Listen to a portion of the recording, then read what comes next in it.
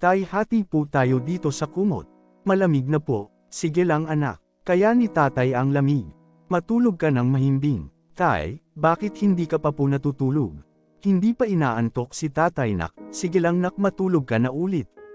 Tay, magkakaroon po kami ng field trip. Gusto ko pong sumali.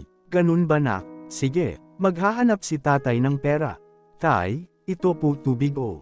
Hindi nak, sayo na yan. Mahaba pa ang lalakarin natin, baka mauhaw ka. Hindi rin naman nauuhaw si tatay. Tay, nagugutom na po ako. Wala pa po tayong pagkain.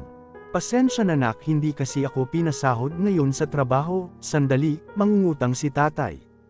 Hintayin mo ko. Tay, mahirap po ba yung trabaho mo? Lagi ka po kasing umuuwi na pagod na pagod. Hindi nak, madali lang ang trabaho ni tatay. Huwag mo nang isipin si tatay, buksan mo na lang tong dala ko. Sigurado akong matutuwa ka. Wow, bagong tsinelas. Pero tay, maayos pa po ang tsinelas ko. Dapat po ay bumili na lang kayo ng sa inyo. Sira na po ang tsinelas nyo, puro na po alambre tay. Nagagamit ko pa naman to nak, kaya ayos lang. Yang bago mong tsinelas, susuotin mo kapag aalis tayo. Tay, salamat po sa paghatid. Wala yun nak. Sige na, pumasok ka na. Naglakad ako papasok sa school pero huminto rin agad ako at nilingon si tatay. Tumatakbo siya palayo na parang nagmamadali. Tiningnan ko kung nakatingin ba ang guard ng school pero may kausap ito. Agad akong tumakbo palabas at hinabol si tatay.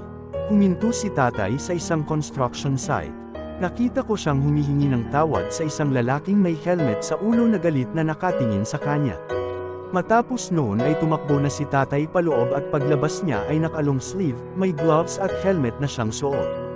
Nakatago lang ako habang pinapanood si tatay na magbuhat at maghakot ng mga mabibigat na bagay.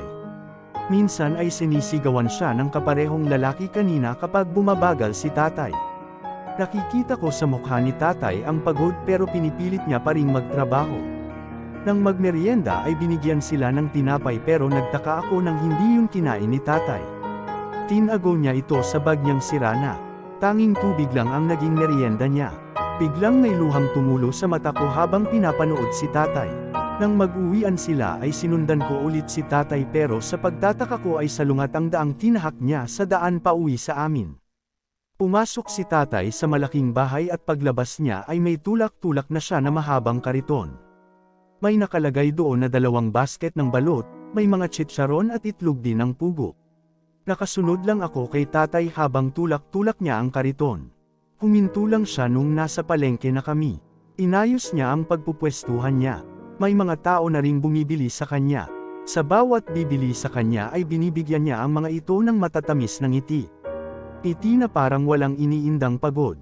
Ilang oras pa akong naghintay at kaunti na lang ang tao. Napansin ko si tatay na nakayuko sa mga tuhod niya. Naglakad ako at huminto lang nang nasa tabi niya na. Kinuha ko sa bulsa ko ang bisket na sana ay baon ko. Umangat ang ulo ni tatay at direktang tumama sa akin ang mata niya. Nagulat siya nang makita ako, tiningnan niya pa ang kabuuan ko. Huminto lang ang mata niya nang makita ang bisket na nasa kamay ko. Tay, alam ko kung gutom ka na, papihil ang luhang sabi ko. Hindi ako gutom na, at anong ginagawa mo dito?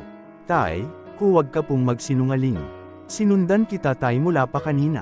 Ang sabi mo madali lang ang trabaho mo. Madali lang naman to nak, kayang-kaya to ni tatay lalo na't para sa'yo. Pero tay, pagod ka na. Oo nak, napapagod ako pero kapag may isip kong para sa'yo tong ginagawa ko. Nawawala ang pagod ko. Tay, sorry po. Wala ka dapat ihingi ng tawad anak.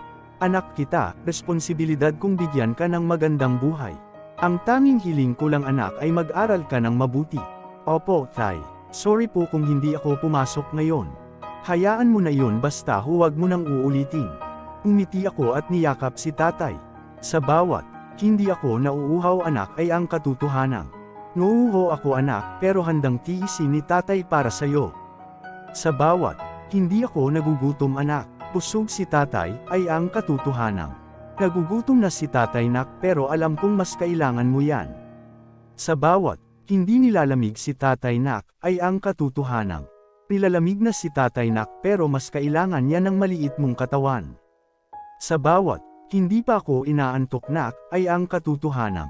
Hindi ako makatulog nak. Iniisip ko kasi kung paano mababayaran ang mga bayarin natin.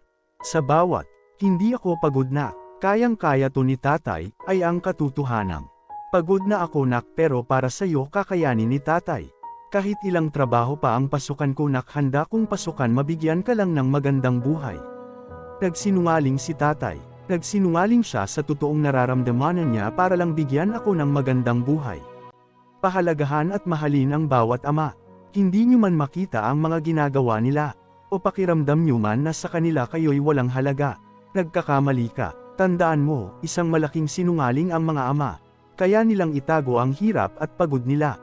Hirap at pagod na nararamdaman nila mabigyan ka lang ng maayos na buhay. Kung nagagalit kayo dahil pakiramdam nyo wala lang kayo sa kanila, na hindi niya kayo mahal, na puro lang mali nyo ang napapansin, nagkakamali ka ulit. Dahil sa bawat sakit at iyak na nararamdaman nyo sa tuwing ganon ang iniisip nyo sa kanila ay dobleng sakit ang nararamdaman nila. Hindi nyo lang alam at makita kasi nga nagsisinungaling na sila tungkol sa totoong nararamdaman nila. Walang makakapantay sa pagmamahal ng isang ama sa anak niya. Salamat. Please subscribe, share and like. Comment is really appreciated.